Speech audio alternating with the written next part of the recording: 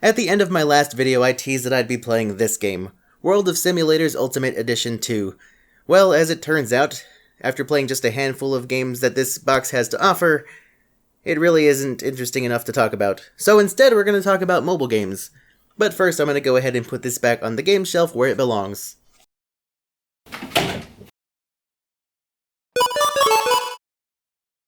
Smartphones. They've really only been around for just a small portion of our lives, yet today we can't go 5 minutes without pulling them out to take a picture of our food, look up something on Google, or read a message. Meanwhile, the underground lizard people are observing you through your front-facing camera, learning more and more about you each time you express that silent disappointment because that new notification was just another snap from Team Snapchat instead of that text message from your parents finally giving you their approval. Alongside that crushing depression comes a slew of games and loads of advertisements to be shoveled down our digital gullets with each flick of our thumb. Well, today I want to talk specifically about ads for those games and some of the shady, underhanded tactics they use to prey on unsuspecting mobile gamers. Facebook, YouTube, Instagram, you name it. These ads are everywhere. If you play games on your phone or consume gaming-related content, you are bound to run into these ads for the same mobile games over and over again. I know I did, and as I saw them more and more, I began to notice a trend. A lot of these games may advertise something that looks like this, but in the end they'll often actually look a lot more like this. And I'm not talking about live action or CG ads that obviously are not meant to represent gameplay. What I'm talking about are ads that plaster fake in-game heads-up displays, life bars, and so on over something that looks way too good to be a real game, or just falsely represents what the game is. I've been sitting on this idea for a while now, so some of these ads may be a little older and outdated, and some of the better examples I couldn't even find anymore. But trust me, I still got some doozies. One common shameful practice I've seen is mobile developers making games that have very similar characters, names, and other assets from popular licenses like Dragon Ball, Digimon, and Pokemon to name a few. I've even seen an ad for a mobile Pokemon knockoff that used a trailer for Pokken Tournament as its commercial, on YouTube. A prime example I see a lot is Data Tamer. Oh look, there's Agumon, and there's Tai and all the other Digidestined. Weirdly, no Digimon branding in the name, though. Looking the game up in the App Store, you'll see what appear to be silhouettes of Digimon. There's Angelwomon and there's Palmon, just to name a couple. But isn't it kinda weird that the gameplay screenshots in the background are so obscured by these silhouettes? Isn't it even weirder that not one of these screenshots even shows any of the Digimon that are supposedly in this game? You might notice that any Digimon that should appear here are totally blocked by either in-game explosions, damage numbers, etc. Weirdly suspicious, wouldn't you say? Well, I'm really curious to see just how this game really looks, so let's play and find out, shall we? Oh, except I can't, because every time I launch the game, it searches for an update and says I'm offline.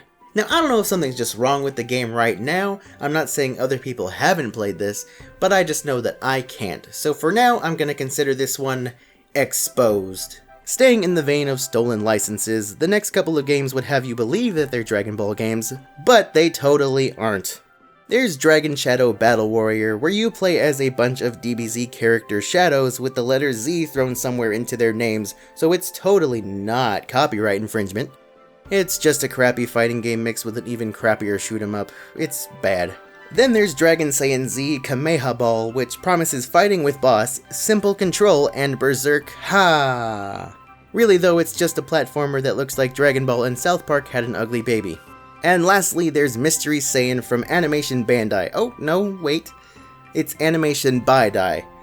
You almost had me with that one, guys. The icon, as you can see, is an alluring photo of Android 18, with screenshots showing really not much. I mean, there's the Red Ribbon Army symbol. So, opening the game up, well, I guess they really just threw subtlety out the dang window with these loading screens. Yep, names and everything, these are straight up Dragon Ball Z characters.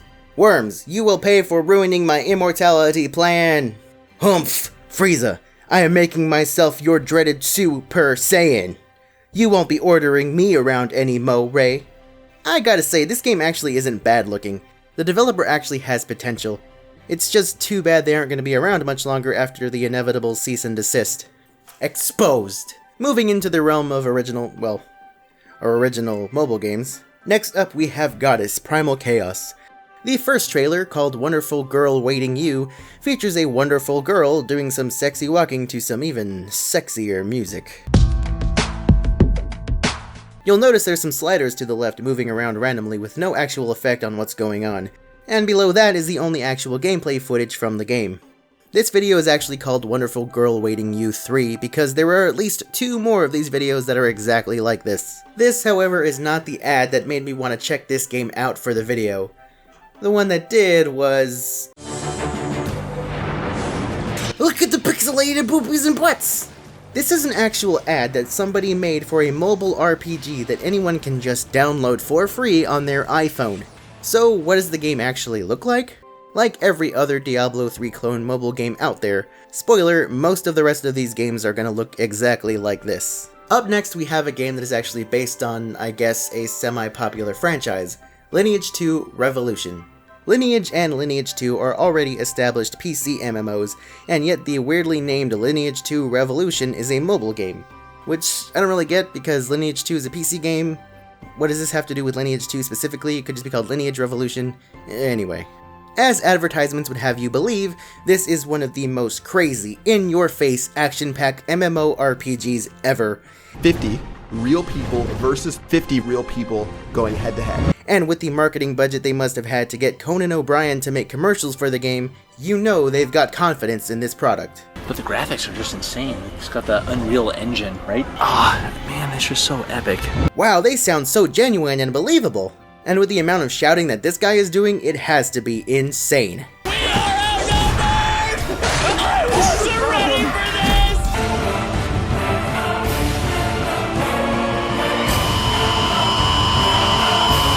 this! So yeah, the game just kind of plays itself. You just tap here, and there he goes. I'm not even fighting these things, it's just doing it for me. Epic. Up next we have Blades and Rings, another Diablo 3 lookalike much like Goddess Primal Chaos. Tell me, does this look like what the following ads seem to suggest? Like this winged girl flying over this empty, bland landscape, or this thing floating through various environments. I mean, I think my favorite thing about these is some of the fake heads-up display elements they throw over it so it looks like an actual game. Like this health bar here that just says boss. Is this guy the boss? And if so, why does it look like you're playing as him? Are you the boss? Am I the boss? Who's the boss?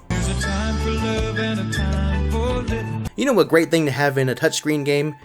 Well, as this particular ad may suggest, it's making the controls spin in a circle so you don't know if you actually might tap the wrong attack. Oh yeah, I love this one.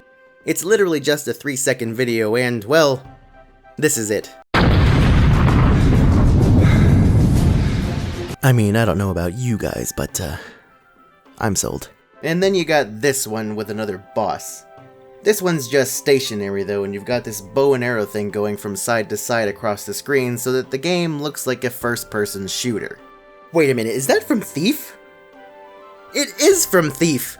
Oh, for shame, 37 Games, for shame! Exposed.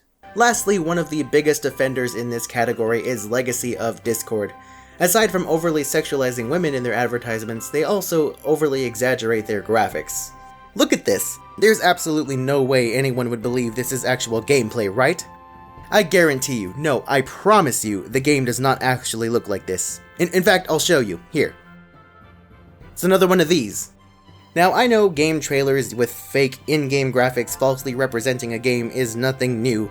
Mainstream gaming has been doing this since the infamous Killzone 2 trailer back in E3 2005.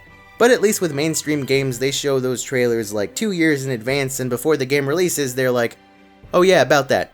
But with this, these ads appear with links directly to the free download.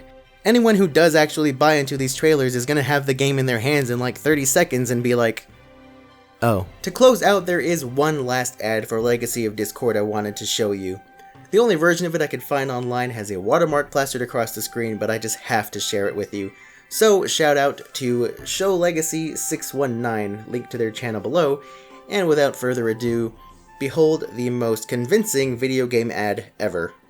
Wow, this guy looks like an assassin. Is there an echo in here? Guys, I think maybe converting that old chapel into a recording studio wasn't the best choice as far as acoustics. And look at the names of those attacks. Thunderbless, Strength Liquid. What? He can fly? I have never seen someone so excited to fly in a game. Oh, those wings are pretty cool. Oh, no way! He can also fly like an angel. She is flying! My god, I want this game. Yeah, we established that they can fly. This trailer is only 20 seconds long. How is she this excited the third time she's seen it? Well, that's all I have for you today. It's really a shame what some of these companies will go through to try to trick kids and unsuspecting mobile gamers.